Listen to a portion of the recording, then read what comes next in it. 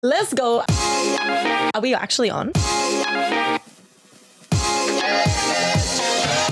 You're here listening with Kayla and Georgia, bringing you real, raw, and relatable chats on the Evolve to Thrive podcast. Stay tuned because shit's about to get juicy as we dive into all things health, fitness, life, and relationships. Let's go.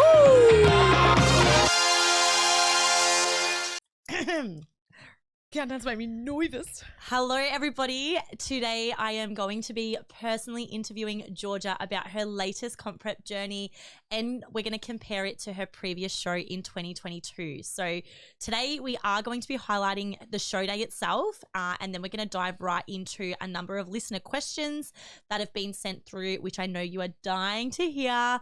So I also have some of my own questions, which I will be asking Georgia myself. So this episode sure is going to be real and raw. Georgia's prep certainly wasn't easy, and today she is going to share the pain and the struggle that she really went through over the past couple of months, whilst we also celebrate the incredible growth and personal development that she's conquered along the way. Oh, that's so sweet. And let's just say, like, poor fucking Kayla too. Like, between you and my sister, you guys copped the brunt of it. Poor things. But guess what? Now you can't use it as an excuse. No, and it was never used as an excuse. There was like, look, at the end of the day too, we launched this podcast right, not at the start of my prep, but like towards when I started to like get into my feels about things, you know, and then like we'll get into the nitty gritty of things. Let's do it later. Let's get into it. All right, I cannot wait for this. But let's start off. Sorry, I just cut you straight off then.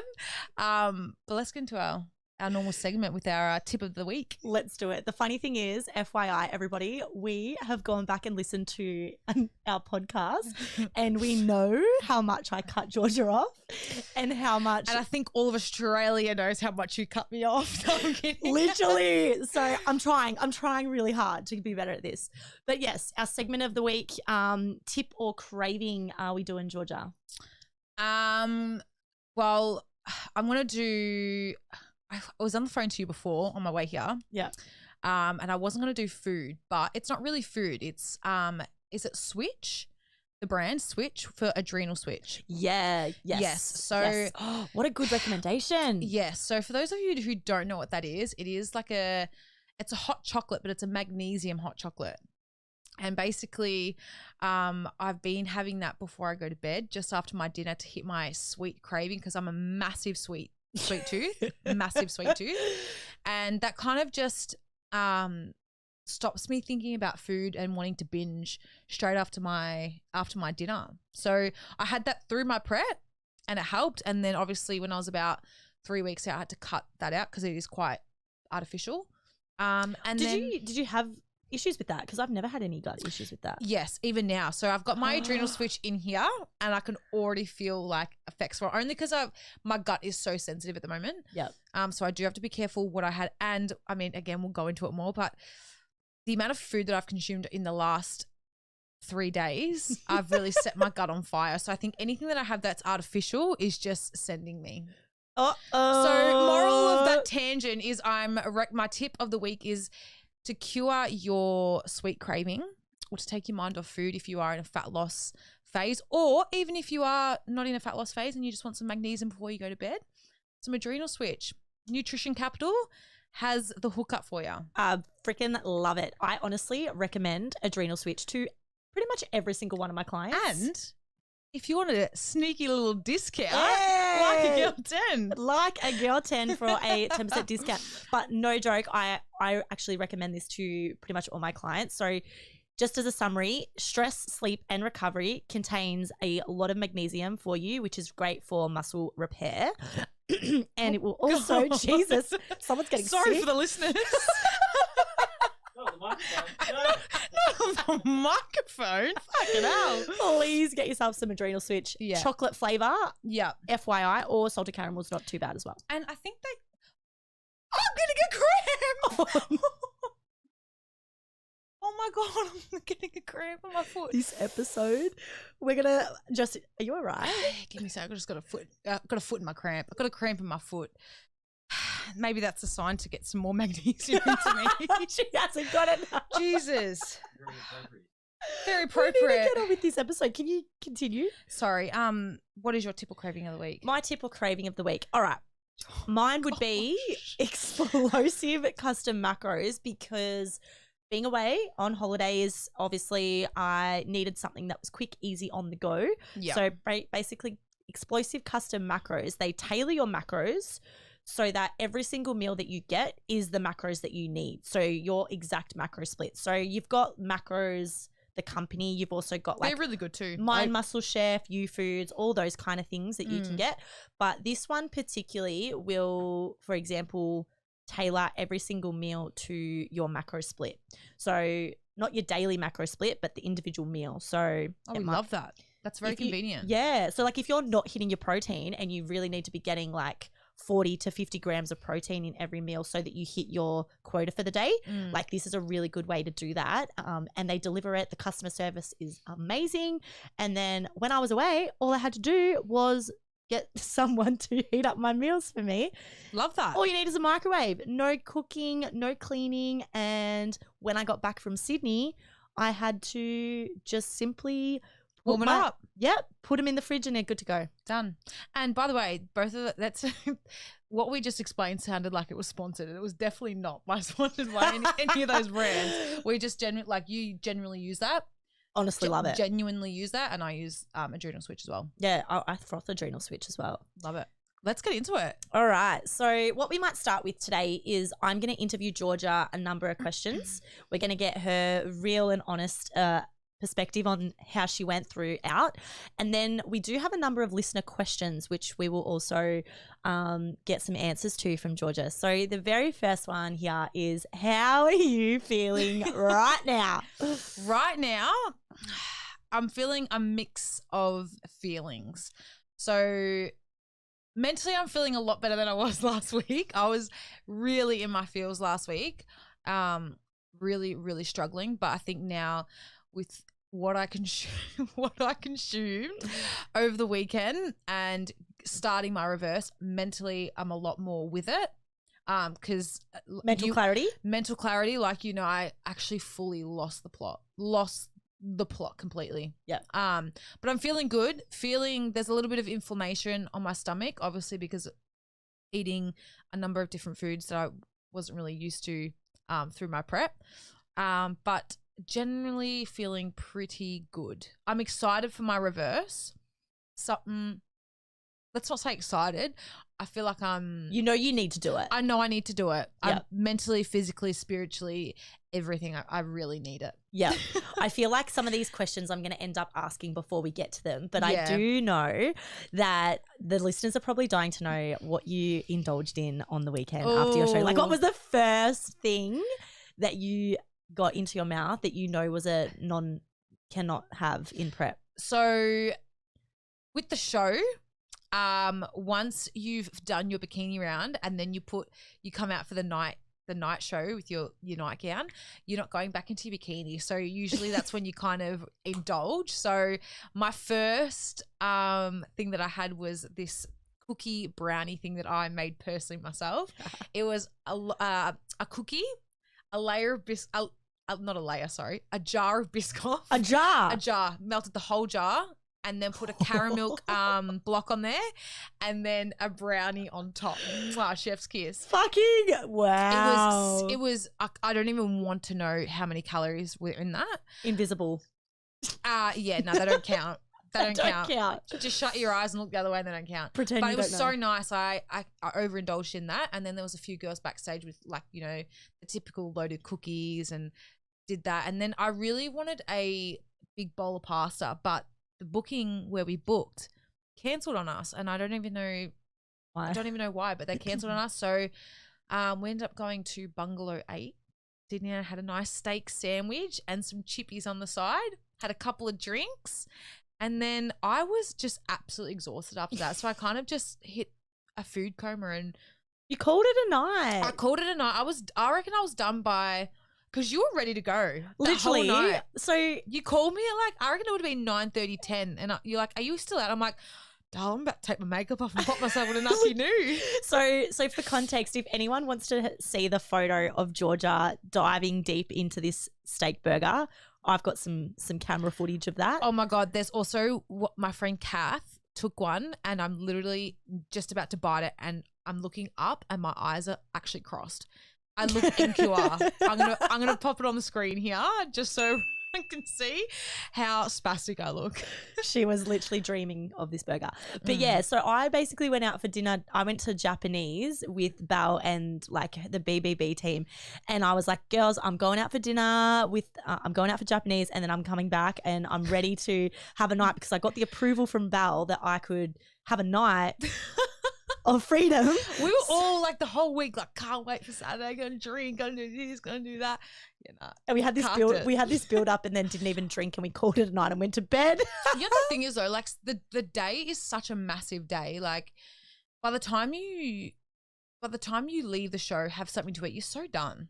And mind you, before that you hadn't eaten all day, like, or you barely eat. So it's like, it's a massive day. You're not going to go out and have a big night. Nah. You know what I mean? And even if you do 3 drinks, you're done. Like me, 3 drinks. Blind. Literally, you would have been fucked after not drinking for so long. Yeah. But so done by 6, and then the next day went out for breakfast. The next day, it was got another cookie. It was so nice to be able to. I'm sure everyone that's out of their comp now, it's so nice to be able to just have a few meals and not think about what's going in your mouth. Yeah. Yeah, not think about what's going in your mouth and just enjoy the company, what you're eating, and then you just be present. Like, you're just so much more present with your food. Yeah. And I think your taste buds just completely change because you just like, because you've been eating bland food for like so long. Not even bland food, but like, obviously, yeah, you're just deprived of everything, so everything tastes just so damn good. And you know me with my food, I'm so passionate about my food. It's just like when I had it, it was unreal. All right. Do you feel like it's out of your system? Are you ready for your reverse diet now? So when I got home from Sydney on Monday, and I had a call with Michael, and I was like, I'm so ready for my reverse. I'm ready to put weight back on. I feel like I need it. I'm ready just to not have the pressure of the show on me. And the last couple of days, like, I remember my last reverse being difficult. Yeah. But I think because it was so long ago, I forgot just how difficult it is. Because you don't, like, obviously I'm eating a lot more foods, but because your body's so deprived, it just needs those foods. So you're actually burning through those calories. Like, I was on 111 calories peak week. Yeah, 1,100, you mean? Yeah, what did I say? What? I don't know. 100, Yeah, you said 100. I'd be dead. What I want to 1,100 before you get into it, just because I think it can be very, very touch and go with what you say in relation to people listening, right? So just for the context of the listeners, just because we absolutely do not want to promote eating disorders or distorted eating, I think it's really important for us to recognize that Georgia's comp prep, obviously there's a process in place before she goes and steps on stage. Now, yes, Georgia cut her calories significantly low in her peak week. So she did drop them to 1,100 calories. We don't for a second want to encourage anybody to do this. We're actually going to talk about what the significant impact was on her dropping her calories to this for this show. The impact it had on her mental clarity, her food cravings, and then the desire to kind of have a bit of a binge eating episode after the show. And then during 100%. And then we want to talk about the actual process of a reverse diet and what that now looks like for you. So just anyone that's going through a fat loss phase or is trying to lose weight, we do not under any circumstance recommend dropping it this low. And it's different for everyone. I'll go into it a little bit further later, but mine only got down that low because we were so close to the show and my body just stopped responding. So in order for it to like keep things moving, we did have to drop it lower. But someone like you, our bodies are very different. Our metabolism is very different. So you would never have to get that low. Yeah. So I guess don't that's drop. that's the main point of it. Yeah. So just because you hear what Georgia's calories are doesn't mean that's what you need.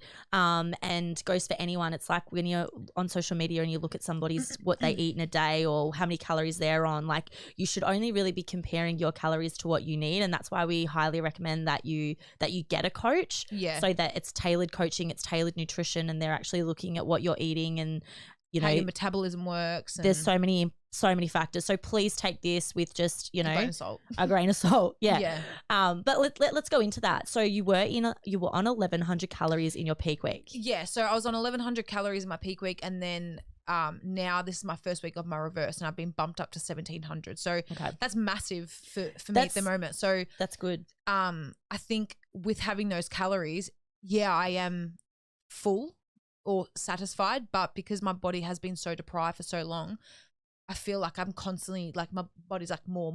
You're not full. No, it's more so a mind thing, and it's just like trying to get that under control is what I'm struggling with this week. And just getting back into your routine, right? After having a few days off, because no training as well, yeah. Yeah, I took a couple of days off training. I think the most difficult thing though is when you're hungry or when you restricting yourself before a show, it's easy to not give into temptation because you're like, I have to get up on stage and I have to look a certain way by a certain time. Whereas now with the reverse, I don't have a bikini to get into, and I'm not getting judged on the way I look. And it's like, I don't have a specific way I need to look by a certain time. It's just gradually putting weight back on. So it's like saying no to things that are being put in front of me that I've been restricted for so long is the most difficult thing. You have almost no willpower as soon as you stop. Yeah. And once you have one, you can't stop. You cannot. And that feeling of your mind saying, just have another one is so intense. Like I cannot explain it. I know exactly. Anyone that has an eating disorder or has, a bad relationship with food would experience the things that I'm talking about. Or anyone coming out of a comp prep as well. Like it's just, you're so disciplined through a prep. And then it's like, as soon as you come into your reversal, it's like there's no rules. There's no, and it's just like, it's out of control behavior. Yeah. And so I got home from Sydney on Monday, and I had a call with my coach then. So I haven't had a proper check-in with him, and he doesn't know about this, me feeling like this. But by the time this comes out, I would have checked in with him already. So. Yeah, no, I think it's very I actually really want to tap into every aspect of your feelings in this prep because. Yep. Like we say, it looks all glorified on social media, but like you were fucking struggling for the last month. Yeah. Longer, I reckon. But it really hit you in the last 2 weeks. Yeah. I think like my last prep, I was in it for a hard cut for 8 months, and I like struggled for 8 months. This prep, I was like, I had a really good experience until I got about 4 or 5 weeks out. And then when I think it was about 4 weeks out, it just came like a ton of bricks, and it hit me really, really hard.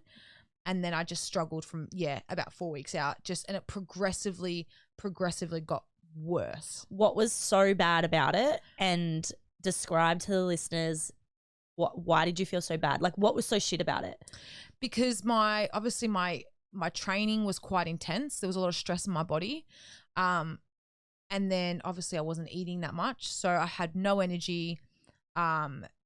Cardio got like increased, no energy, no mental clarity, and like the fatigue was just, it's so hard to explain what the fatigue was. It was like, when you get sick, or like when you feel severely hungover, that's what it felt like. And I obviously was not hungover, but it was like, and then when you have a couple of nights or you go out for a bender, just say, not that I go out on benders, but like you go out for a couple of days, right? And then you have a couple of days to catch up on sleep, and then you feel better. Anytime I would try and catch up on sleep, it was almost worse. And it was literally like you were oversleeping, but like you weren't feeling any better. Yeah. And then each day closer to the show got worse and worse and worse. And I would get to work. And on top of that, I work a full-time job. And then the prep is like a full-time job in itself. Yeah. And then doing the pod and then everything else that's going on in my life, trying to balance everything else. It's just like. You were so overwhelmed. So overwhelmed. And it's just, I think. Because you just didn't have any carbs. Well, yeah. I think it's really important too, just in that that end of your prep, just really becoming selfish with your time, who you surround yourself with, ensuring that you're like, if you are struggling, reaching out to your coach, talking to your coach, and just putting things in place to make your life easier, because it's not an easy thing to go through. Nah. Not an easy thing to go through. What would be a strategy that helped you during this time? What was something that was actually useful in getting yourself through that week? I definitely think keeping busy for me helped. Like as overwhelming as it was, keeping busy really helped me, because it took my mind off being hungry or like how much I was actually struggling. Like the fact that I had to do this, had to be here, had to do this, like really, really helped. Like I was like constantly thinking about what else I had to be doing rather than how much I was struggling. Yep. Ensuring I got enough sleep and keeping hydrated and making sure just everything on Sundays I really committed to like organizing myself for the week. Yeah. Because that's huge. Yeah. That's if really I wasn't big. organized, it was a like domino effect. Like all my meals had to be done from Monday to Sunday. I had to know what days I was waking up in the morning to train, what afternoons I was training. Everything had to be properly organized down to the like time. I say this hugely with anyone in a deficit for that matter. Like you need to know, I think what people that succeed with like their journey in terms of like losing weight and getting to where they want to be with their body composition, I think that the most important thing that you can do is be disciplined with your routine. I think. Yeah.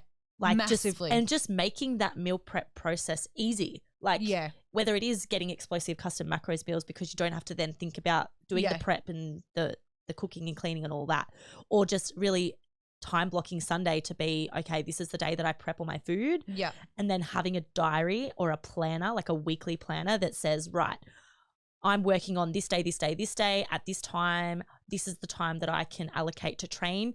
Write that in your diary. Same thing with your steps. A lot of people complain about not being able to get their steps in. Yeah. You need to work out, well, realistically, when can I go for a walk? When can I get my steps in? And then also whether that means going to bed earlier, waking up earlier to fit it all in. Yeah. I think that's what people don't realize. So it's about just, being more disciplined with like your routine so that you can kind of tick the boxes. Yeah. There's even those, I was going to buy one of these through my prep, but I didn't. The walking pads that you have. I do have that, and it is fucking remarkable. Yeah. Especially for people that don't, like will struggle to hit their step count. I worked in an office, so I like my step count wasn't too high, but to hit those steps, like I was putting in effort to. Yeah. What was your step goal? 12,000 was the highest I ever got to. Yeah. But even hitting 10,000 was like hard. Like I would wake up in the morning. If I didn't train in the morning, it was like cardio. Yeah. Then I was walking at lunch, and then sometimes I'd be walking after my training session as well. Those walking pads are great, and particularly in the winter time when you get home from work and it's dark, or you wake up in the morning and it's dark, like it's perfect to kind of just jump on there, call someone, or be on your phone on social media, but you're on the walking pad, like it's the best. Yeah. And if it's cold, if it's the middle of winter and you got no meat on you, they're perfect for that. Absolutely. I wish I had have invested in one of them, but catch of the day, anybody. If you want to get a walking pad, catch of the day. Yeah. All right. Well, let's get into the actual show day and how you went. I'm sure people want to know how you actually went. Yep. Because I know I've had a number of questions about it, and I'm telling people, but I know that we want to hear it from you firsthand. So, how did you go? Where did you place? Are you happy with your result? So a mix of different things. Overall, like I'm wrapped with how the day went. Like it's such a good day. Like now thinking back on it, I already miss it. Like I couldn't wait to get to the show day because I was so exhausted. And now that I'm like a few days past, I'm like, I just want to get back up there and do it again. Like I loved it. So positive experience overall. Positive experience, yeah. And just like backstage, anyone who hasn't done WBFF before, your coach can't come backstage and you can't have your friends and your family backstage. It's all just the athletes and the competitors, which is what I love, because it's just the community and the friends that you meet backstage. It's such a good positive feeling. So do you say that there was a lot of like real positivity? The girls, Yeah. everybody that you're competing with also presents like a real positive attitude Yeah.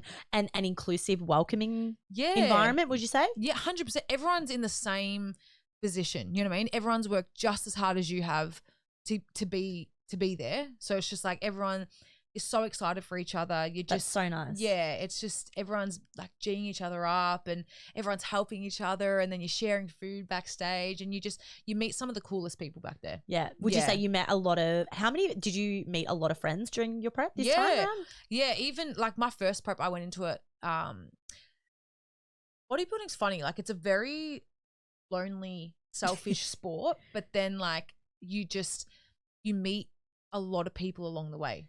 It's almost really good for you to cut out the people that no longer serve a purpose in your life, and then you're almost connecting with people that are more like you. You're bringing together and you're attracting people that are more like you. On the same page, think the same way, live the same lifestyle as you. And like it's funny because you just obviously like when you're posting your journey and stuff like that, your algorithm brings up people that are doing the same thing. So you connect with so many people that are doing the same thing, and then you haven't actually physically met them in person, but then you see them backstage and you're like, and it's like you physically know them when you actually hang out. Yeah. So overall it was a really, really good experience in terms of that. Up on stage, my posing, I was a little bit disappointed with. My posing was definitely better than last year. Today I was making a reel of like, I haven't posted it yet, but a reel of just my posing journey. And it hurts my body looking at like how I first started. And I was actually having a conversation with some of the girls backstage about this, like looking at where you've come from and then like to where you are now. And it makes me happy because I know I've definitely improved. But yeah, I don't know. I think on stage, I feel like I could have given a lot more. Okay. And because you come out twice. The first time I came out, I was just, obviously the nerves got the better of me, and I just, even you told me, you know, I could have given a little bit more. Michael told me the same thing. But the second time I came out, if you do not come and bring this bad bitch energy. But I wish I had to come out like that. But it's a learning experience. And now that I look back at videos of me and how I look up on stage, I know. You know what you need to work on. Yeah. And I think, you know, it takes a lot to even get up on stage and just flaunt yourself like that. So much confidence and so much courage. And I haven't been in that position to be on a WBFF stage. It's a big stage. It's fucking massive. And there's such a big audience. Like, I've competed in ICN and the WBFF stage is so much bigger. And the thing is that like the energy on stage and the vibe is so different. It's so intense. To any other bodybuilding show. Please compare how you posed in the posing room at Dermot compared to what it's like on stage. It's so hard to explain. Like you can't even compare it because like, you know, you could be posing and practicing every morning and nailing your poses and you know, being confident in your routine and just, you know, I always would put my headphones in, have Beyonce playing, and I would feel like I was the baddest bitch in that room. But then you get up on stage and you're just like, because side stage, just before I went out, I was like calm and I was like trying to envision it, calm myself and like just get control of my emotions because your adrenaline's running, your mind's running. Yeah. And I felt very in control. I felt very ready. And then as soon as I walked out into the stage, my heart like just fell out of my ass. And I was like, there's so many people, the music, the lights, the screaming, the MC, like, and then you're like, oh my God, I'm here. I'm on stage. Like, I'm just getting goosebumps, like literally thinking about this. It's just, it's an overwhelming feeling. Like, and then I think, sometimes I just let those feelings get the better of me once I got out. But look, I don't hate how I did. But yeah, I know where my areas of weakness were and what I need to improve on next time. Okay, so what are they? What do you think your weaknesses are and what do you think you could improve on for next time? I need to bring more confidence and sass to the stage in terms of my posing.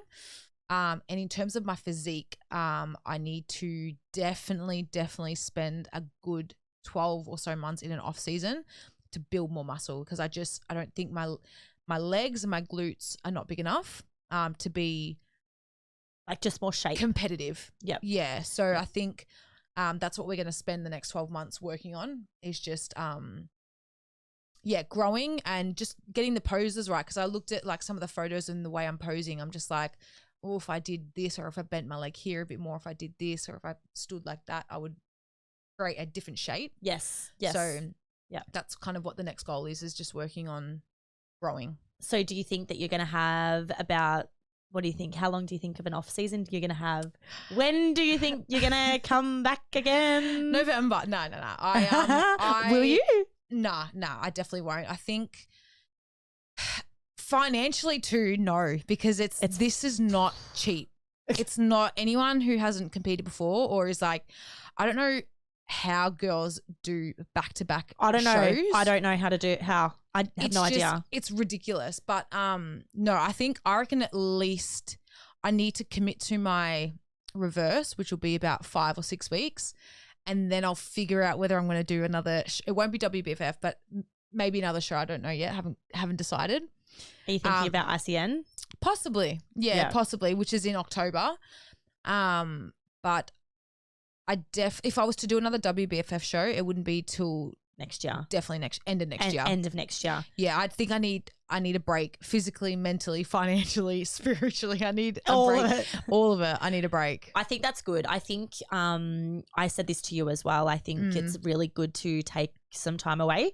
Yeah. Like I've taken 5 years away from competing, and I think that's why it's going to allow me to have a smooth prep. Obviously it's going to get tough, but it's a lot better when you do build up your metabolism and you do build up your calories. All of that helps so much. I reckon the listeners want to know how much you spent on this show. Oof. Do you reckon you could give a number or a breakdown of like some of the costs that are involved, or what they need to consider? Look, I haven't looked at everything like to the dollar, which I probably should have, but I would say at least $7 to $8 grand. $7 to $8 grand. Yeah, that's all up. Yeah, and that's for a show that's in like interstate. So that's including everything. That's like flights, accommodation, bikini, registration, show day. Everything to do with show day. It gets very expensive the closer you get to your show. So budget and save. It's funny because this is what I was telling you as well. So a couple of girls I was speaking to, I don't know why they do this, but so registration, WBFF is obviously an international brand. So when you pay your registration, I think it's on the American website. So it says $400 for the registration. That's all right. Anyway, get on there, $850 taken out of the account because it's $400 USD. I'm like, oh, okay. But then when you go to pay for your hair and makeup, it's on the exact same website and it's in AUD. So it's like, so you AUD or AUD. So hair and makeup's in Aussie dollars and then registration's in American dollars. That's a bit shifty. Yeah, shifty. But definitely if you're thinking about competing, definitely budget for it because it gets very, very expensive. Like by the time you pay your coach, you know, your food and like food's not supplements cheap. And supplements, things like that. Posing's not cheap either. Posing's very expensive. And then all of everything that's involved with it. It's funny. When I was backstage, all the girls, when you have your nightgown on, all the girls are beautiful. Yeah. Beautiful. And they've got all these extravagant dresses on. And I wore the same number I wore from fucking last year. I wore like this red sparkly dress. Babe, I got it from Shein. An $80 number from Shein. I'm like, bargain, I'm having that. And do you know what? You are in this, sorry to cut you off. You're in this dress for not even 5 minutes. I was going to say you're literally in it for about no. The evening gown one. The evening, yeah. I'm telling you right now, it's not even 5 minutes. You literally do your tea walk, not even a tea walk. You go on. It's for the gram, babe. It's for the gram. 100%. You come on and you do like on and off, and then you come back on and do another loop, and it's not even 5 minutes. And these girls are spending $500 on these dresses. So if you're thinking about competing, go to Shein. Go to Shein because there's actually another dress I had a look on there that you could buy that are less than, although to be fair, Shein's getting really expensive now. But if you want to borrow my dress at all, the red number, feel free. I know Tiana's borrowing it at the end of the year, so Well, to be fair, I hit up one of the pro competitors. I literally hit her up and was like, I'm going to buy you a bikini. yeah. So for context, the bikinis range anywhere from $900 to $2,000. Mhm. And my bikini was $950, and that's cheap. Can we also just say that's for a bikini that you wear for not many hours? No. So if you can, if you've got money to spend, sure, do it. But if you don't, like, borrow it secondhand. Yeah, it's Borrow not it secondhand. It's I'm huge on that. I don't think it's a big deal if you buy something secondhand. Also, Don't get caught up in. It's very easy to get caught up in the glitz and glam because that's what WBFF is. So you know, you want to look great and you want to show off your body. What does it stand for the people who don't know? World Beauty, Fashion and Fitness. Yeah. Cool. Yeah. It is more of a fashion show as opposed to like bodybuilding. Yeah. Yeah. Yeah. It's fashion and modeling. Fitness, fashion modeling. Yeah. Because I think even I was going to ask you a question that I had was what matters more, do you think, in the WBFF? Is it stage presence or is it your rig? It's a bit of it's obviously both, but 40% of your mark is your posing and your stage presence. So you got to own it and bring it. Yeah, like you could have the best body up there, but you're posing shit. And it lets you down. 100%. You can see even like I was looking and obviously evaluating because I'm going to be up there in November. So I was looking and going, wow, like I know exactly what I need to do well. You can just see the confidence on the girl. You know the girls who have worked their freaking ass off with their posing. Yeah. Because they just dominate. Yeah. They absolutely dominate. Like even facial expressions, smiling, confidence. Yeah. You can see it in their aura. One thing I will what's the word I'm looking for? Piece of advice. When you're posing, don't just pose by yourself in a mirror. Pose in front of other people because it just, as cringy as it is and it's like not with a mirror. No, and as uncomfortable as it is, like pose in front of other people because it honestly helps so much to bring out that more confidence in you. Aura, yeah, for sure. Yeah. Is there anything that you would do differently in your next show? I kind of wish I took more time off in an off season because a lot of the muscle that I had built in my off season, I only spent probably 6 months from my last show in a build phase, and in that build phase I did do 2 mini cuts.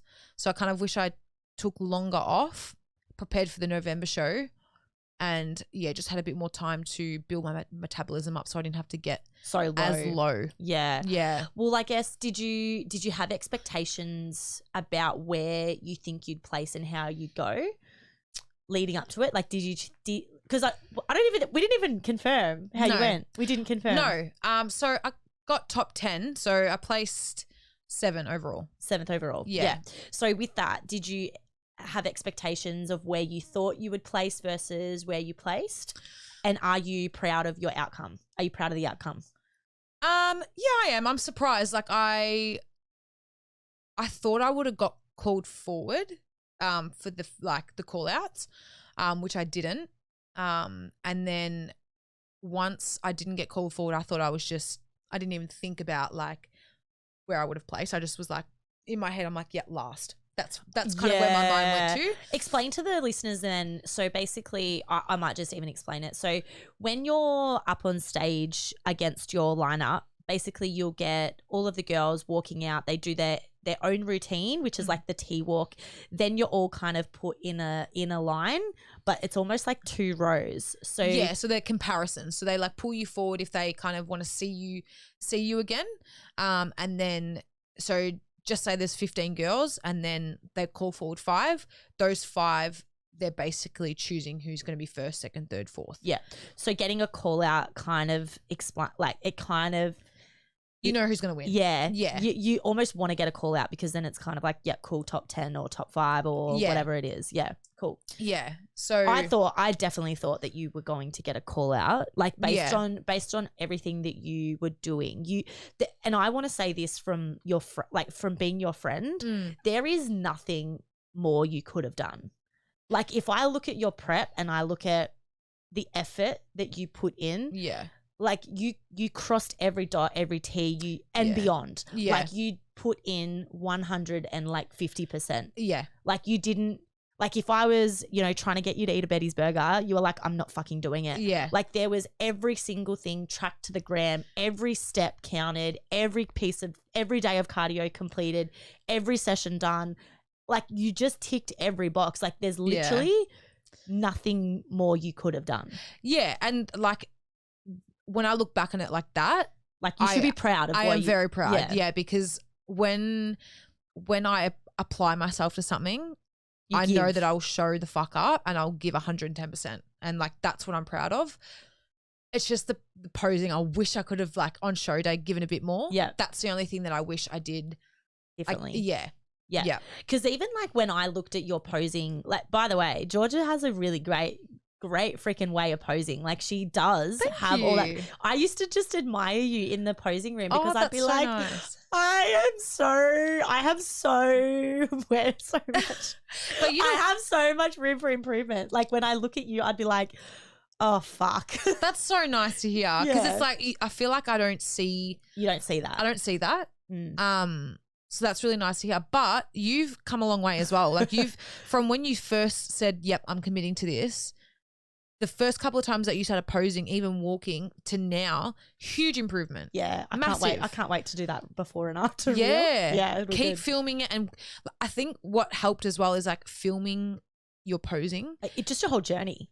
And looking back at it. Yeah. Because like when you look back, you can see how you need to improve, or you can see where you need to fix it. And I wish I filmed more of my posing along the way. Like I've got videos and stuff, but I wish I watched them back more and like film more of and it. edit and actually evaluated it. Yeah. This just brought something to my mind. You told me that you documented a few of your oh my God episodes. Now, can we all there's a word that Georgia referred to during her prep, a phrase, and the phrase was, Kayla, I'm just having a little bit of a mentee B. A mentee B, yeah. So mentee B meaning mental breakdown. Yeah. Now, Georgia had several mentee Bs during her prep, and she actually documented this and videoed herself crying in the car. Please elaborate. Okay, so in my peak week, I was feeling it. And I think it was the Wednesday in particular, because let's backtrack. In my last prep, rather than journaling how I felt, I filmed myself. So I have lots of videos. That was kind of like my way of like expressing myself and like talking to myself and hearing my thoughts out loud. And I would usually, most of the time it would be when I'm in the car driving somewhere. But basically if I was having a mental break, most of them were mental breakdowns, but I'd put the camera on and then I would just talk to myself and basically express how I'm feeling, get it off my chest. And that was kind of how I got myself through it. And then there was, you know, when we discussed about, you know, talking about this episode and like, you know, talking about my journey and stuff like that, it was Wednesday, the day before I flew out. And I was so in my feels and I just... Because you did cancel the pod the week before because you were just that much in your feels. Yeah. You just could not, no mental clarity. No. You're very overwhelmed and you were just like having a very mentee B day. Yeah, a mentee B day. Well, so this Wednesday in particular, day before I flew out, I needed to get my hair done. I needed to meal prep. I needed to pack. I needed to do so many different things. And I just felt like my energy was at its absolute lowest. Like this was end. I was at my fucking wits. I was done. Fucking done. Anyway, so Kayla was like, you know, make sure you film your journey and like vlog how you feeling. Anyway, so I was in the car, I was having a big cry, and I literally said in the video, I'm like, Kayla, I know we're going to look back at this when we're filming the podcast and you're going to have a laugh at me. So what I'm doing right now is getting it up so we can have a laugh at me crying. Are we actually going to do it? Yeah, we have to. We have to. Sure. I'm going to play the audio. Hopefully it works. So this is me literally like having a sook. Laughing, but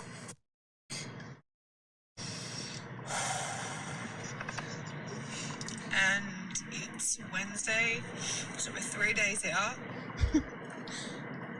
I know I'm gonna look back at this and piss myself laughing, but I am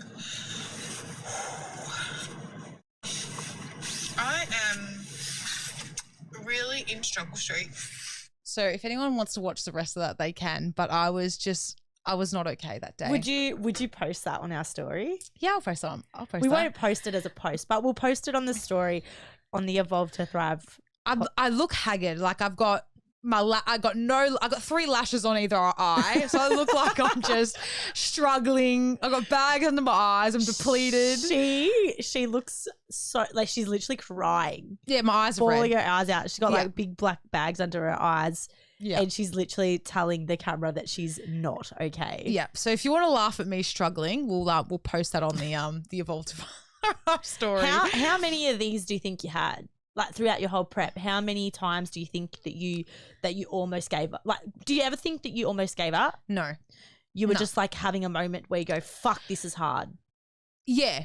Because for me, like I said before, when I commit to something and I really lock myself into something, that there's no gone back. That feeling, that question of like, should I be doing this or like I'm going to quit doesn't cross my mind. No. So it's like you do what you need to do, whether you're crawling on the ground to get to where you need to be.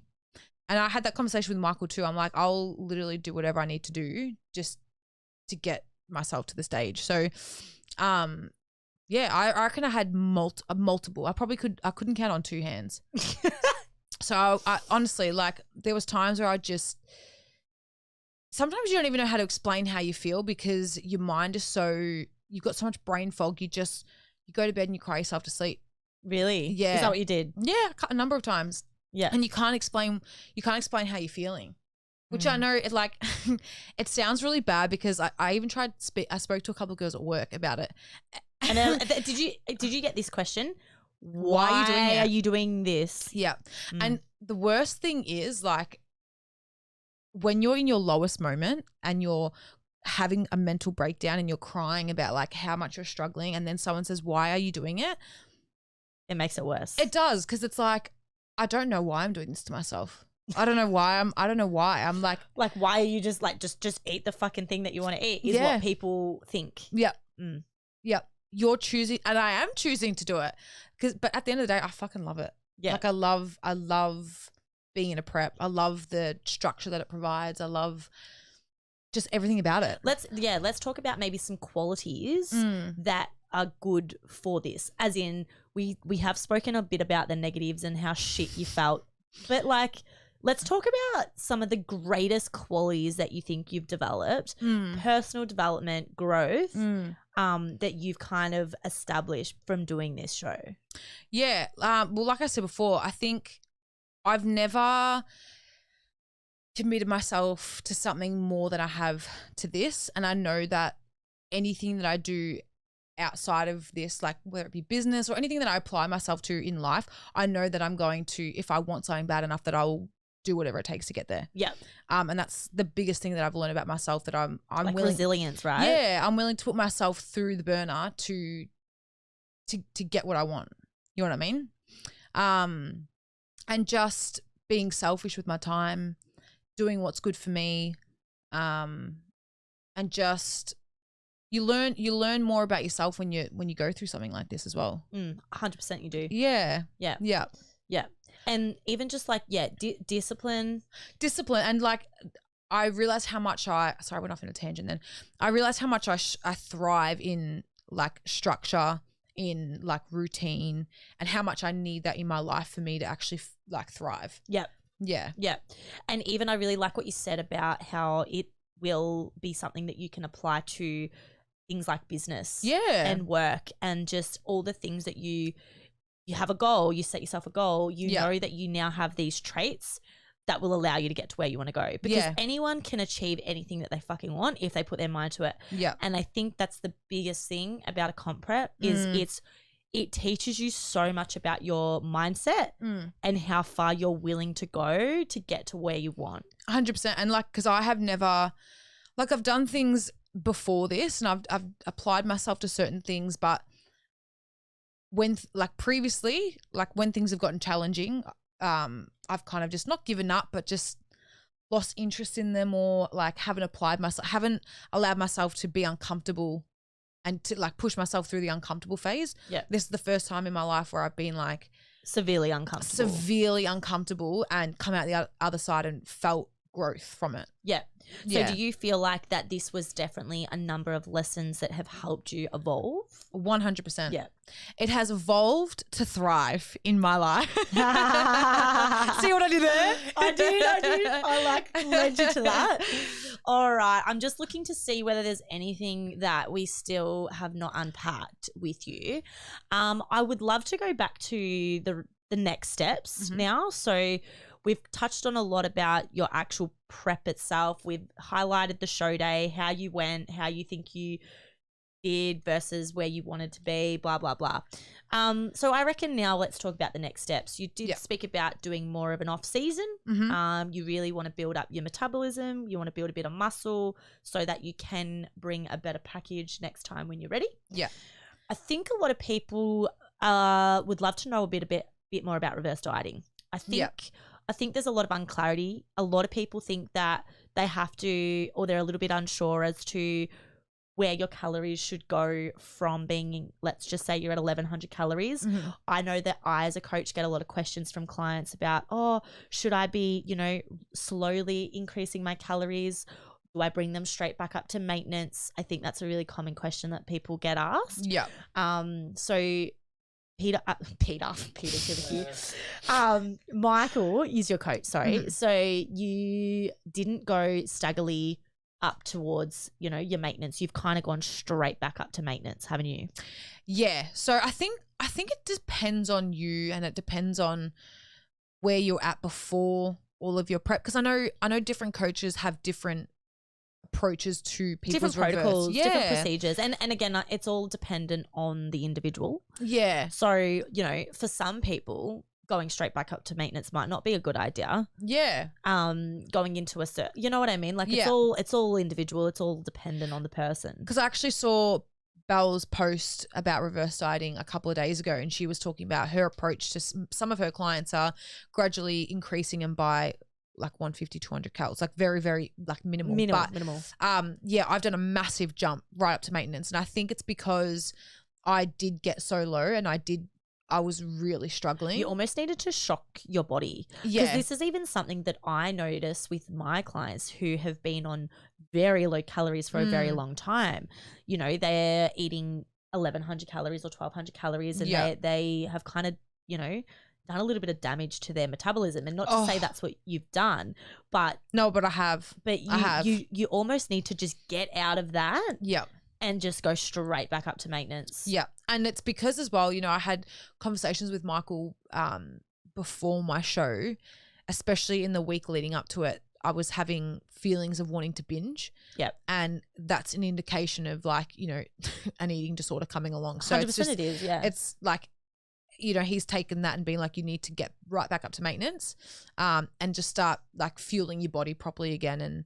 And working to get your period back, working to like have a better relationship with food, which I'm still working on. And do you think that doing this has affected your relationship with food? Yes. And I think it's only because I'm right in the thick of, I've only just come out of a show. So I'm just, now that I have more freedom, I think it's just trying to find the balance again with like my eating and my routine and stuff. And I think once I get that back and I've had a few weeks in my reverse, I'll be okay and it'll balance out. Yeah. But because I'm a massive foodie. Yeah. Massive foodie. This is what I mean. And I was someone who was like, I'm really, really worried for you. Yeah. Coming out. Like honestly, I was like, knowing what your calories were at the end of the show. Yeah. I was really like, fuck. I need to really make sure this girl does not go through a binge eating episode. Yeah. Because as you said, once you start, you can't stop. And it's incontrollable and you literally just can't help yourself. That was me today. Yeah. That was me. So what happened today? So I had, I got to work and one of the girls at work had made me, just as a welcome back, had made me caramel slices. They were bloody unreal. But, you know, and then someone else at work had made me these lemon slices. So I have lemon slices and caramel slices at work, and I just, you know, I have one, and I like I was explaining before, like I can't, like normally I could have one or two be done and have the control to stop. But obviously with being in reverse, just because it's there, and this is what Michael tells me, like, don't have it anywhere in your sight, because it's just, once you have one, you cannot control it. And it's like, when you hear other people say, oh, I can't control it, I feel out of control. It's like, well, just don't eat it. It's not as simple as that. It's not as simple as that. And the feeling of just is so overwhelming. Once you start, you don't stop. Like, before I came here, I went and did a grocery shop. And I am a sucker for the scoop and weigh at Coles. I'm a sucker for them. Oh, sucker yeah, those. The chocolate covered pretzels is my kryptonite. I was literally about to say that. And do you know what else is really good? The cookie, the coconut rough chocolate things. Oh, I haven't had them. Stop I also like because that is actually fucked and actually that is actually fucked. Coles. Actually fucked. Don't do it. Don't go to that. And this the sour Coke bottles, the large Coke bottles, those two. You are literally, that's the two that I opt for too. Literally. And then do you know what's also good is the honey soy, like soy honey lime. soy crisps. So they have them coated in chocolate. Oh, yeah, they have chocolate and honestly, I'm actually like, I think I have sweat marks thinking about them. Like, they're just, once you have one, yeah, it's out of control. But I ate so much of it, and then I just like got home, had my dinner, and I'm on 1,700 calories. I've probably consumed about 2,500. And I'm just like, I'll tell you now, you probably consume more than that. Probably. Yeah. Probably. And I'm really worried about blowing out, but I'm really trying to change the way I speak to myself. I'm not trying to make myself feel guilty about it. Tomorrow is a new day, and we start again, and we wake up with a positive mindset, and tomorrow it's not going to happen. Tomorrow we're back on track. Good. I like this attitude. We're changing the way I'm not going to make myself feel bad about having a binge, because I already feel bad about it. I don't need to let my mind take control. No. And I'm in control here. And you're not going to go smash the gym tomorrow. You're not going to go smash cardio. No. You're not going to starve yourself tomorrow. No. We're here to make some progress. Yeah. What do you think, in comparison to last year, do you feel like you've got more control this time around with your reverse diet? Yes and no, because the feeling of like wanting to binge and the feeling of like trying to not eat is really, really difficult. But I'm also like, I know it's hard to explain. Like I know that that's what's coming. So I feel like when I feel that coming on, it's almost like I need to distract myself, get out of the kitchen, stay hydrated, and just like keep busy. Because once I'm busy, I was going to say, do you have tips for this? Anyone who has gone through a fat loss phase, they've been on low calories and they've kind of got to that point where they're deprived. What would you say? The main thing is just for me, keeping hydrated, and sorry, I just lost my train of thought. Yeah, keeping hydrated and keeping busy, because once you're busy, and I would say having your food prepped. Well, yeah, like obviously on Sundays I always have my food prep. That's a big meal prep day. But yeah, as if I'm hydrated, like the diet right really, really helps me. And having like, I know sugar-free stuff isn't good for you, but it does help coming out of your reverse, because it's fills you up. You feel like you're having something that you shouldn't be having. And then, yeah, keeping busy, you're just not fucking thinking about how much you're struggling. Yeah. How much you want to get out of it. Yeah.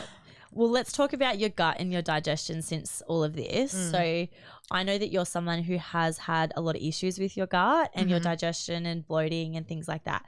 How are you feeling now with your gut health and your digestion? Things like bloating. I'm laughing. No, I'm not laughing. I was going to say, yes, I'm asking you the uncomfortable questions. Yeah. Because I think that you're not alone here. Yeah. And for all the girls that compete on the weekend, they'll be in the same position as me. Is like, the last few days, we've obviously consumed so many different foods that we're not used to consuming in the last 20 plus weeks. So inflammation's through the roof at the moment, and I can even see it like around my whole body, like my arms, my face, my gut, everything.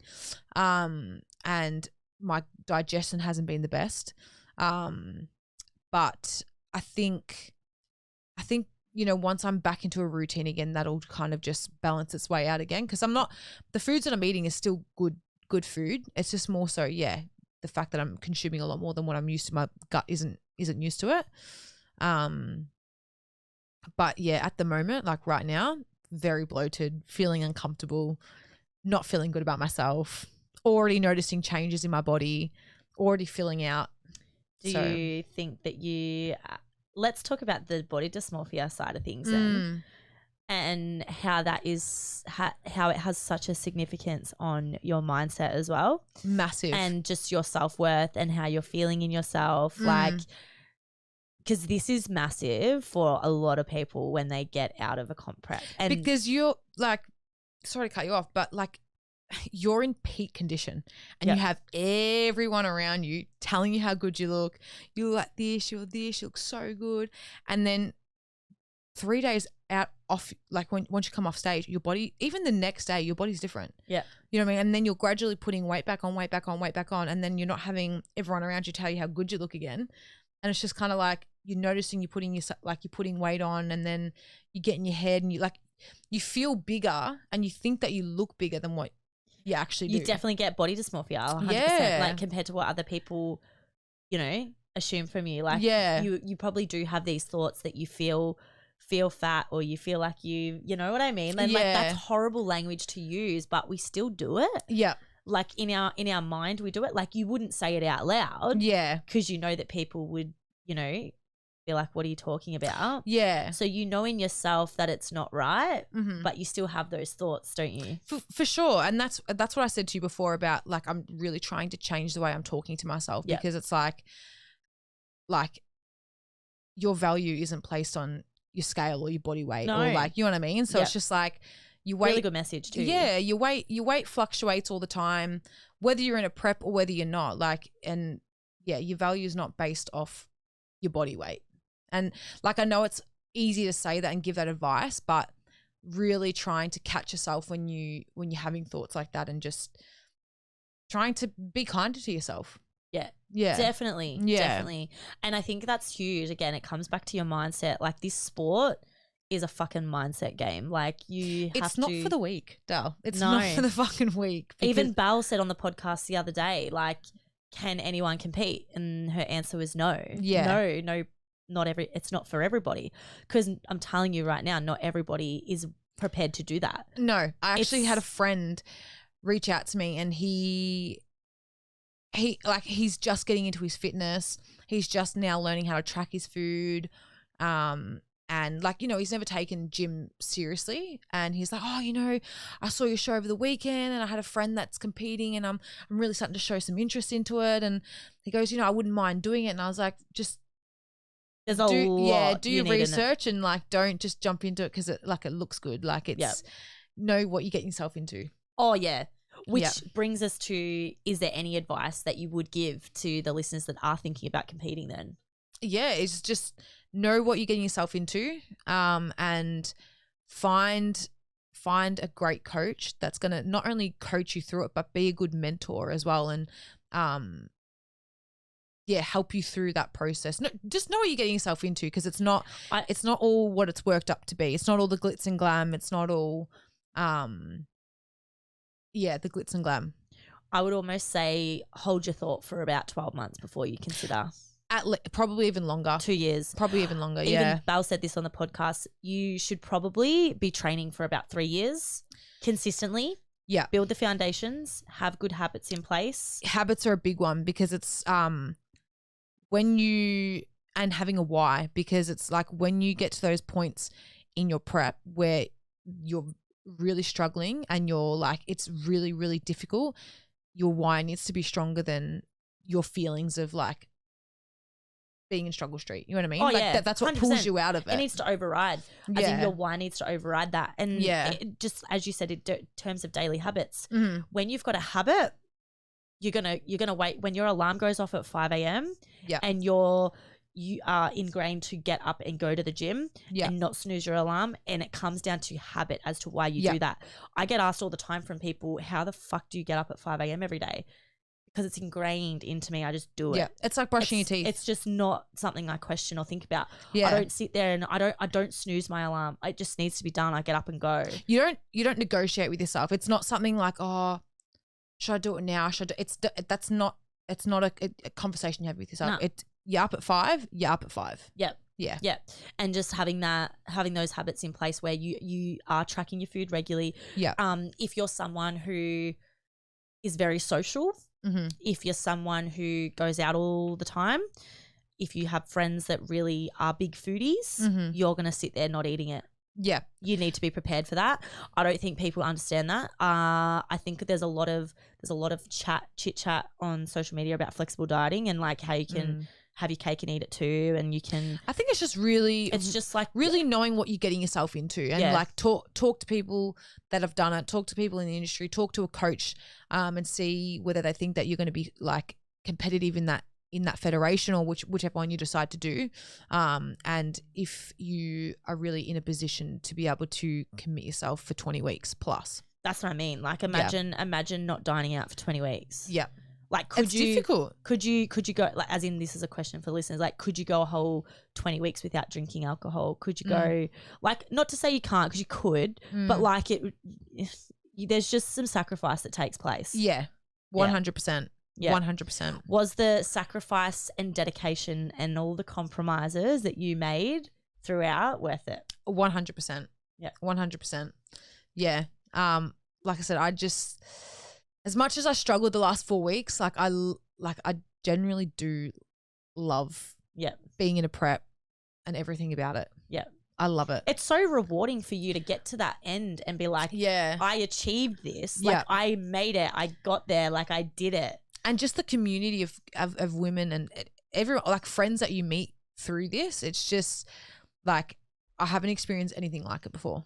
It's It's so amazing. Nice. It's so good. nice. It's so good. I'm looking forward to this. Yeah. I'm excited for your journey too. Like Yes. it's just, yeah, I love it. Anyone wants to come to the Gold Coast in November? Get yourself there. Get yourself there. Let's get into some listener questions. We did put a question box up, and I'm going to.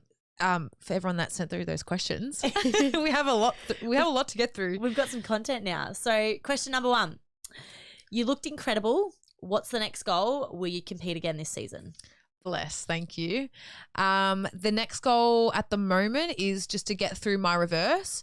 That will be like 5 or 6 weeks, and then the next goal is to be discussed at the end of next week. So to be continued. But just to get through the reverse at the moment, and then either a show in October or a 12-month build. Undecided yet. I definitely think longer the build, Yeah. the better. Yeah, Definitely. but we'll see. So next question: what category do you actually compete in? So obviously WBFF, but I did Diva Bikini. Yeah, bikini. We're gonna try and get through these because there's quite a lot. We're gonna try and like do it like rapid fire, so we're not like going off on a tangent. Just Cool. for those who Are still around. Are still around. How much was your bikini, and when did you buy it? When or where? Let's go with where. Yeah.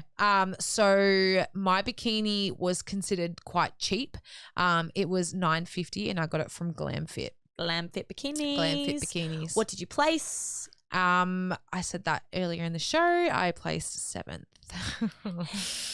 God damn. God damn it. How are you going with your reverse? How are you eating now? What's your approach? Let's go with what you eat in the day now. Okay. So at the moment I'm having my overnight wheat Bix, which I'm loving. And I have my yogurt, my protein on top, berries, some chocky, and of course some Biscoff on top. And then lunch, I'm just doing Spud Light, chicken, and some veggies with some peri-nays on top. Very simple, very basic bitch.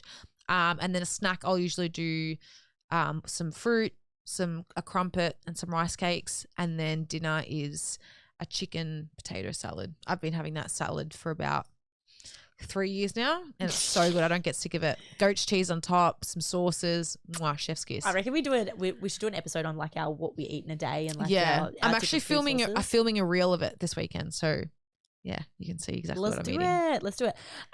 So the lowest calories that you got down to and for how long? What did you eat on such low calories? So let's go with we already spoke about this. You ate 1,100 calories in your peak week. What was your eat in a day for that? So my breakfast, I usually had my breakfast about 11:30 to try and push out as far as possible. But I had protein yogurt with some berries, and then I would have the same lunch as I have now, but obviously a much smaller portion of it. And then for afternoon snack, I would have what did I have? Oh my God, I can't remember what I had. The salad for dinner, but obviously a much smaller portion, and then I think I had just like my oats, but a very small, very small portion. All right. Favorite part of show day? Oh, favorite day, probably when I ate the cookie or just being backstage, to be honest. The whole day was, I don't know, the whole day was great. Like, because when you go get your tan, when you go get your makeup, you just like, you're still with everyone.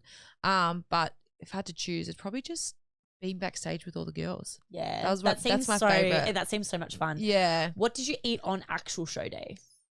In the morning I had some cocoa bombs for brekkie. I bloody love them. Hey, Fucking love that is a them. recommendation So for the good. audience for So sure. good. Oat milk and some protein powder with it. Mwah. Yep. And then I didn't eat anything until my carb up, and I had some Allen's snakes for my carb up. And then that was pretty much all I ate all day. And then obviously my cookie and then my dinner. And then the binge happened. Then the binging episode. Will you compete again? If so, what federation? I definitely want to do WBFF again. Obviously not till next year, but I wouldn't mind trying ICN too. Give it a crack. Why not? But Yeah. definitely let's just get through the reverse. Yeah. Let's day by day at the moment. Day by day. Would you recommend your coach, and who was it? Abso-fucking-lutely. Michael Trimboli. He is just, I couldn't recommend him anymore. Like, so happy with him. I also know a lot of girls that are like being coached by him, but he's so knowledgeable. He's so supportive. He flew up to Sydney to come and watch him and Kiki, his girlfriend. But no, I love him. He's so good. I love them as a couple. They're so. Yeah. Oh, but just even him as a person, like he's so supportive. Anytime I've reached out to him, he's always been there. He's just, he's very good. He knows his shit. He knows his shit. He knows his shit. If you want to compete, God, yeah, he's got your back. All right. Will you compete again? Here's another question. Yes. Yes. How did you go through those super low calorie days? How did you keep full when you were on such low calories? Keeping hydrated, and I've got a for people that are on like low calories. So I think I sent this through to Peter, but if anyone who knows, Mussels, the veggie or chicken stock. So they have stock powder. Basically, you cook with it and you put a scoop into your cooking and put water with it, and it makes like a stock soup. I was having that, putting it with hot water and just drinking it like a soup, and that just helped so much. Having that or like a sugar-free Sprite.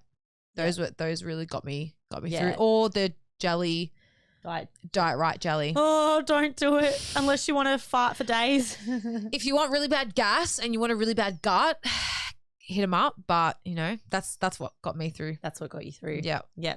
If you've got like a solid gut, you'll be fine. But if you've got a sensitive gut, avoid the artificial sweeteners. Yeah. Just an FYI. What were your cardio requirements and your step count? So we spoke about step count. Yep. That was 10 to 12,000. 12,000, and then cardio. The closer I got to my show, it was 4 days of Stairmaster, 30 minutes. 30 minutes on the Stairmaster, 4 days a week. Okay. Yeah. How was your hunger throughout the prep? We know it was ridiculous. Ridiculous. Hungry all day, every day. Don't recommend. Did you have any refeeds or diet breaks during this time, during your prep? Closer to my show I did. When I was about 3 weeks out, I had a refeed. Yep. Just to see how my body would respond. And then again, obviously for my carb up. Yeah. But that was pretty much it. Let me just say, during your prep, you're not having a diet break. No, unless it is like unless you really, really, really need it. But through prep, no, you're not It's going to more have of that. it's more of a like a high carb day. Really. Yeah, and if it's a diet break, it's not like a go out and eat what you want. It's more of a higher carb day. No, like a refeed for sure. Yeah. Like, which is pretty much just bulking up your extra carbs for and the day. you wouldn't really even notice a difference. No. Yeah. No. So yep, reverse diet we've already spoken about. I think we can move on with the next one. Yeah. We've already spoken about what you've eaten in peak week as well. Mm-hmm. How did you have the energy to train towards the end when you were so deprived? I didn't. And that's again comes back to Just burning calories. No, comes back to my why. My why was bigger than the feelings that I was experiencing. So there's no negotiation whether I wanted to train or not. You just get it done. Yep. Was it hard to concentrate on and off stage when you were actually up there on the day? God, yeah. You couldn't hear what was going on, and it was like so many emotions running through your body. It's kind of hard to focus on anything really. You just you're nervous, you're excited, you're trying to be sexy, you're trying to do. It's a lot. There's a lot going on. A lot going on. Did you do a test peak week? Yes, that was 3 weeks out. So we did a carb up just to see how my body would respond. And it did what it needed to do, and then we were able to do another carb up in my peak week. Awesome. Did you front load or back load your calories and carbs during your prep? And what was your preference? Front load or back load? Does that mean like intermittent fasting? I don't know. What does that mean? Does that mean eating majority of your calories in the first half of the day and then not eating the rest of the day, or I think vice versa? How I'm reading that is, did I eat more of my higher carbs at the start of the week, front load at the start of the week and then deload it, which is I actually don't really know about that question. Yeah, I don't know. But I did my carb up Wednesday, Thursday, Friday. Show day was Saturday. Yep. So Wednesday was high, Thursday was higher, Friday was back down again. Yep. Nice. How was your sex drive towards the end of prep? Did you get some? Did you have energy to have sex? I actually, even in my last prep, I didn't lose my sex drive. We spoke about this. Yeah. My sex drive was pretty high the whole way through. Pretty damn good. And did I get some? Yeah, I got some. You're on all. So her sex drive did not die. No. Did you beat your last package? Definitely. Absolutely you did. Absolutely I did. Yeah. I'm very happy with the growth that I had in the last year. The package that you brought. The package that I rig brought. that you brought to the stage. This rig? What's your height? My height. I competed in medium tall. So I think I was right on the cusp of medium tall. I was 168. Actually, we didn't speak about that, the categories. So when you compete in the bikini division, there's actually several lineups or categories. So there's short, medium, tall. Yeah. Yep. That's it. Nice. What was your post-show dinner and brekkie the next day? We spoke about this. Yep. Steak sandwich for dinner, and then brekkie, I just had your basic bitch avo on toast with some mushies and some eggs. And then a big fat cookie. Oh, yeah, and then a salted caramel cookie from, what was it? Burner Boy? Brother Boy or something like that. I don't know. Did you lose your period? I did. I lost it 4 weeks out. 3 or 4 weeks out, which I'm really surprised about. So you actually it held on quite a lot. She held on. She held on all the way until about 4 weeks out. Did you lose your period last time? Yeah, I lost it. My prep started at 28 weeks out, and I lost it at 25 weeks out. And how long did it take you to get your cycle back? 2 months. Last show. It? Yeah, last show. That's good. I reckon mine will come back a lot faster this time around though. Yeah. I reckon it's probably due soon. Perfect. We love that. We actually love that. We love that. It's so funny. Whenever I get my period now, I'm like, yes. Yeah. All right. That is all of the listener questions. Yeah. But to make a final note, last segment of the day, rapid fire. Okay. So we've got 9. All right. 11. One-worded answers. All right. Describe this prep in 3 words. Ooh. Tough. Ooh. I hate these ones. Tough.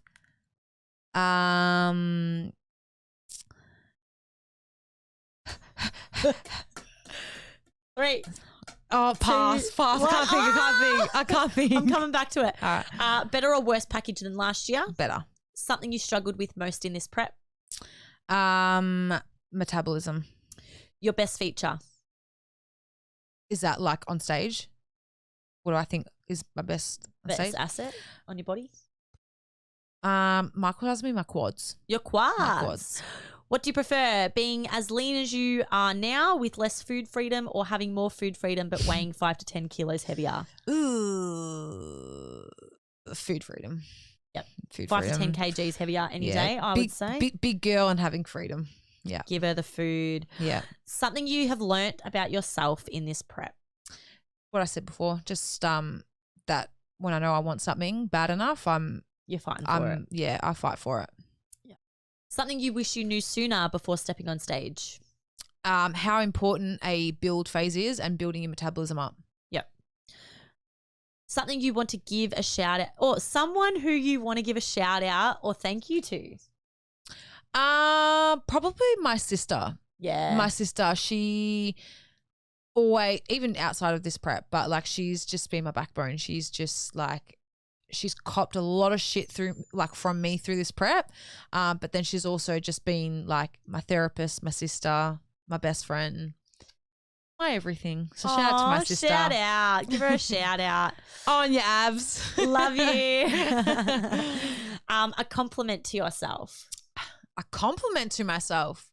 That's almost like what do I think my best feature is or something? No, like say something kind to yourself. Oh, I'm proud of myself. I'm very, very proud of myself. You should be very, very fucking proud of yourself. I'm very proud of myself. And the last one is a key message to the listeners out there who are wanting to compete one day. I think we had this before, but know what you're getting yourself into. Get yourself a good coach. And it's not everything that it's worked up to be, but if you still want to do it, just make sure you know what you're getting yourself into. Yeah. And sit on it for 3 years. At least. Yeah. Yeah. Yeah. That's it. Yay.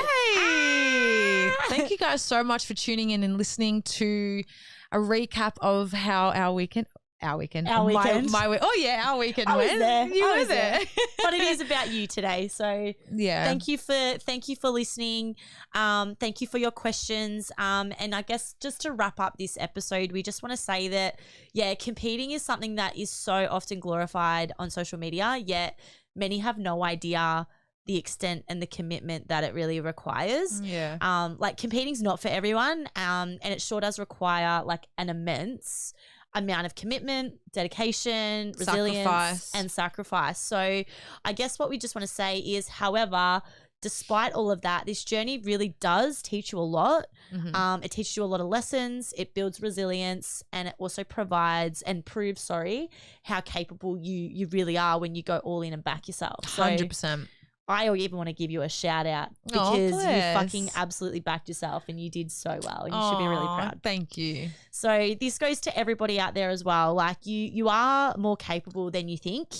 Your mind is stronger than you think. And if you let it take control, like you really will have the power to get to where you want to be. Your mind. Sorry, I meant to say that the other way. Your mind is stronger than your feelings. Yes. Yeah, it has to be stronger than your feelings. Yeah. Yeah. And then, so what we're trying to say is take a chance on yourself and prove to yourself that you do deserve the success that you're seeking. Your mindset 100% will determine how willing and capable you really are. And trust us, when you put your mind and soul into something, be fucking sure that you will achieve the success you deserve. So 100%. That's I love that. Yeah. I love that. And as always, thank you so much for supporting us. And we say this every week, but if you're still here listening, we really, really do appreciate it. And again, like always, if you've loved this episode, be sure to hit the follow button, leave us a cheeky little review. Hey. And we love hearing your positive feedback. It brings us so much joy, happiness, and we just love hearing your feedback. So slide on through the DMs and let us know what you think of the pod. Yo. We'll see you next time. Thanks, guys. Bye. Mwah.